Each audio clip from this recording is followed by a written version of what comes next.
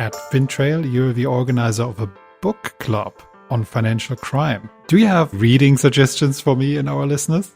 If anyone wants to join the book club, you can find it on LinkedIn, and then you can also see all of the books that we have read recently if you want more suggestions. You look for FinCrime Book Club on LinkedIn.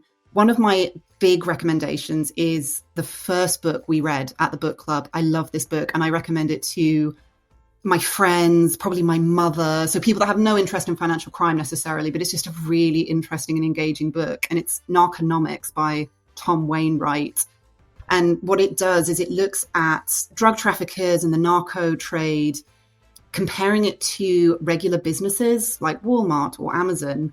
And the idea is by understanding how the business actually works, you better understand where it might be vulnerable and where it would be best to direct efforts to upset the business model and to restrict cartels' ability to operate. And it shows how a lot of initiatives and a lot of ways that government currently try and tackle this just don't work and don't make any sense. For a more financial crime focus, we recently read Butler to the World by Oliver Bullough, which I would also highly recommend.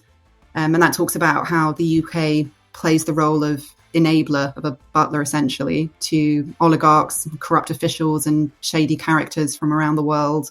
It's both very depressing and bleak in terms of the outlook, but it's also funny and engaging to read because Oliver's personality really shows through, and that portrays the UK's role and talks about the UK playing a very unique role. But I think it contrasts really well with American Kleptocracy by Michel, which talks about similar themes in the US and looks at the weaknesses of the US's anti-financial crime system and looks at some case studies of some larger-than-life, really colourful kleptocratic oligarchs and uses those as case studies for how they were able to abuse the US system. So I think those two books are really good companion pieces.